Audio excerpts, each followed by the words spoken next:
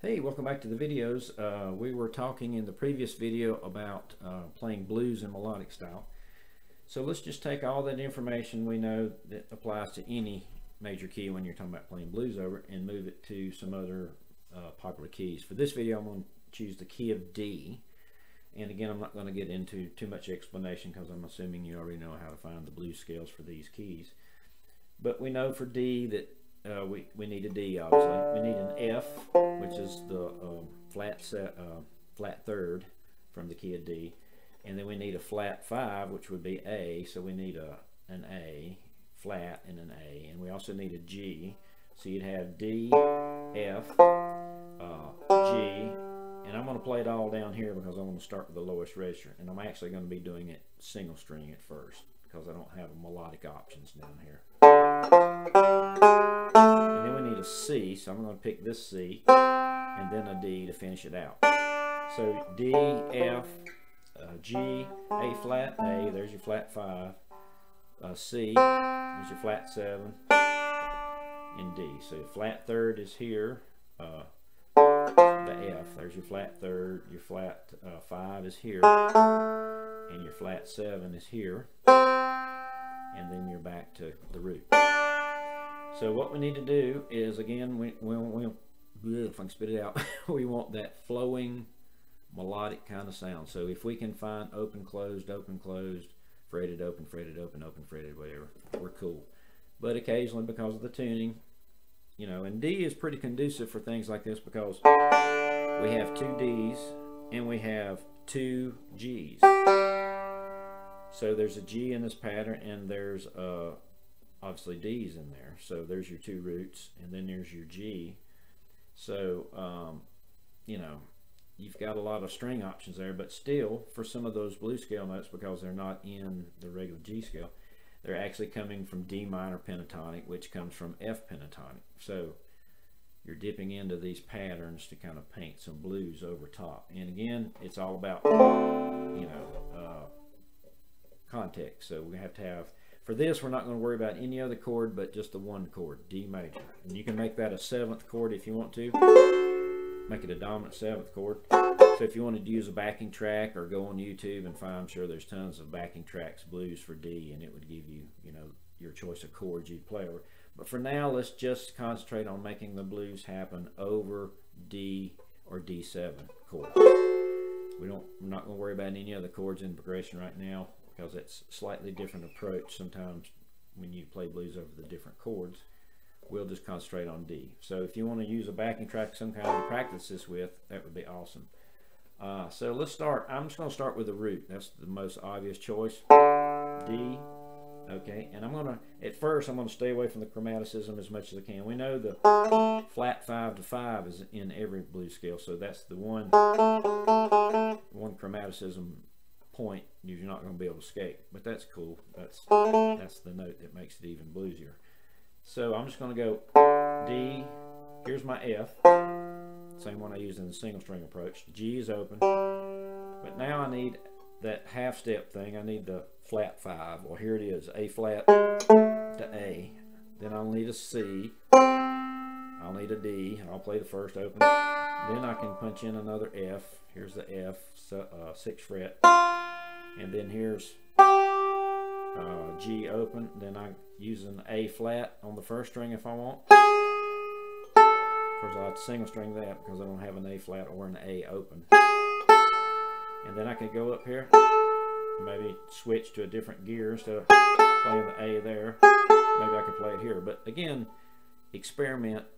And I think in this case, instead of me just, you know, just saying here's 5 blues scale patterns that you can practice, let's just explore on our own. I want you to kind of think while you're doing this. That way you'll find the notes on the fingerboard, hear them in your head, and you can construct your own at first instead of using, you know, something I give you. These are just ideas I'm just randomly throwing out. So I could actually start F up here. I could go D here. I could go C here. Here's my A flat, G open. Then I could go F, D here. Here's my C, my B, A flat, A, G, F, D. And they don't have to end on the root, but it helps to resolve things, you know. So that's another point I might want to make. If you're playing all this over a D major or D7 chord, like in a backing track loop idea, it's a good idea as you explore around, maybe just to resolve it so the listener can hear. If they hear that D root note, they'll know, oh, that's blues over D. So if you end on a different note, it might take the listener's ear somewhere else. So try to end on the root, maybe, you know, if you can. And so just randomly go around the neck, and remember, you can practice it as, you know, like D, F, G, A flat, A, C, D, like a true scale stepping stone. And you can do that. There's value in that. Or you can also just kind of randomly go around and just pick any note in any octave. So I'll start with the F note here and maybe go F, G, A, and then A flat, back to G. And again, now I'm going to have to go single string here just for A flat A. And then back to the G, so the fifth string, which you can't see my right hand unfortunately, but I'm hitting the fifth string with my thumb. And you have that chromatic thing plus the G note over top of it, kind of gives you that characteristic cool overlapping sound that melodic style's famous for, and that's what we're shooting for.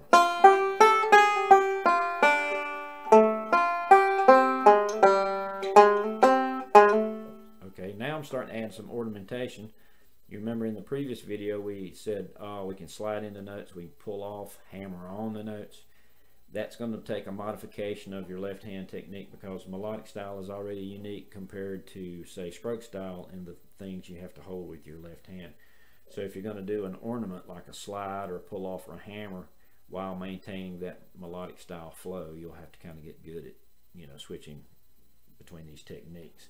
So here maybe I'll do a hammer on, and then maybe a choke.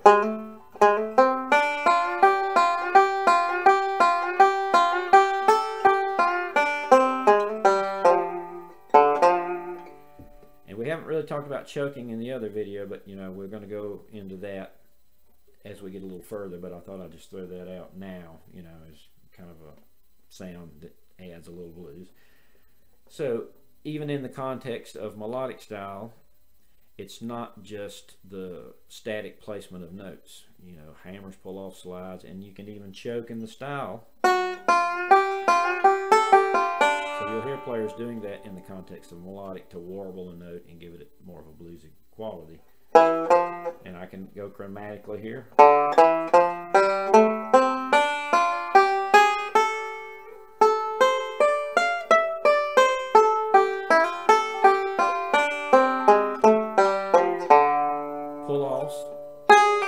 I can pull off from the A flat back to a G note, which is in the pattern.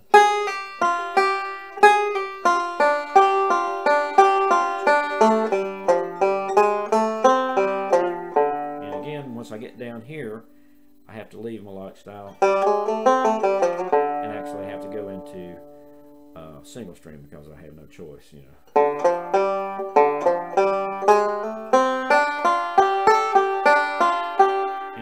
To take some of the ideas a little further, like the Ben Eldridge approach, which we used in the G patterns, which goes back to Bill Keith and Bobby Thompson. You can get A flat instead of single string. You can say, well, is there a melodic way I can do that? Well, yeah, it's a little quirkier, but you can actually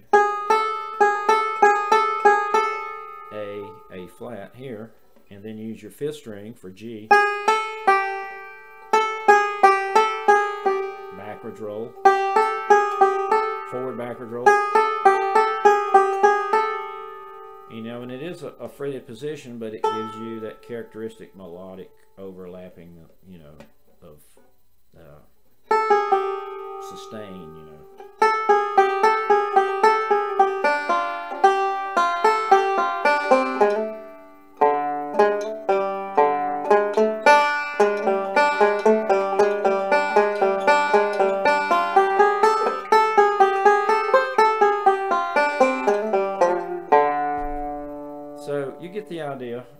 just experiment up and down the neck.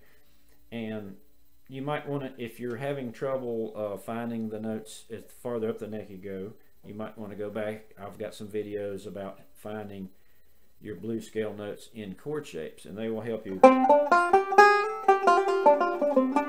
locate the notes you need. And then once you find the blues scale notes, you could go, oh, here's C, here's D, here's F, here's G, here's A flat, here's my F. You know, you can find the notes using the single string approach, and then say, okay, now how would I turn any of that into something that sounds melodic and has the melodic style approach to it, you know. And go up and down the neck as far as you want. You know, this is going to work. Of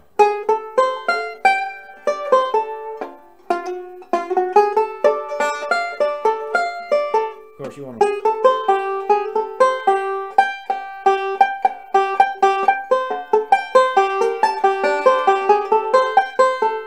You'll have to kind of play around with your right hand patterns, you know, and it can get kind of tricky, you know. But the main thing is you want to just keep going over this, and again, concentrate on just playing over the one chord for now, because you want to reinforce and ingrain what the D blues pattern sounds like just in its basic form, and then adding some chromaticism. You know, the flat 5 to 5 is going to be chromatic, but I'm talking about, you know, replacing some of the notes that you're leaving out anyway to make your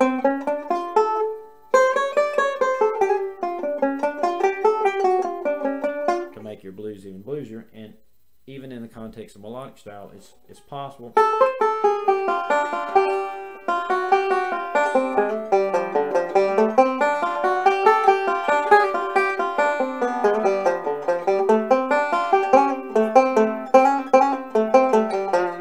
And some of the note choices I'm making at first, you might go, oh, I don't know, I don't think I like that. If you do, you do. If you don't, you don't. Well, that's a good thing about exploration. The trick is to know what the really solid blues scale notes are for D, and then you can experiment with all the outside notes, they like to call them. But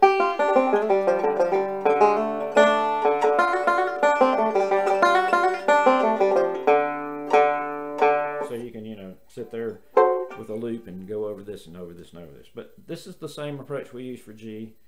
We just moved it over to the key of D.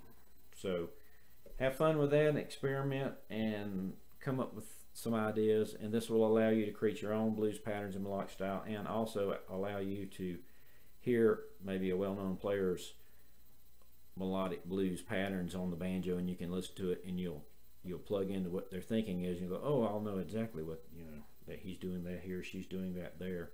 You'll be able to go to the notes, and that's the beauty of knowing your blues scale notes and finding them. Is not only can you create your own blues patterns, but you can figure out other people's patterns pretty quickly without having to rely on tab and, you know, someone showing you stuff all the time, which is nothing wrong with tab, but this is just a more knowledge intensive approach where you're actually carrying the knowledge here and transferring it to the fingerboard, so you don't need the aid of anything else to help you figure out as much as you normally would. So shortcut maybe. So have fun with it, and we'll see you in the next video. Thanks.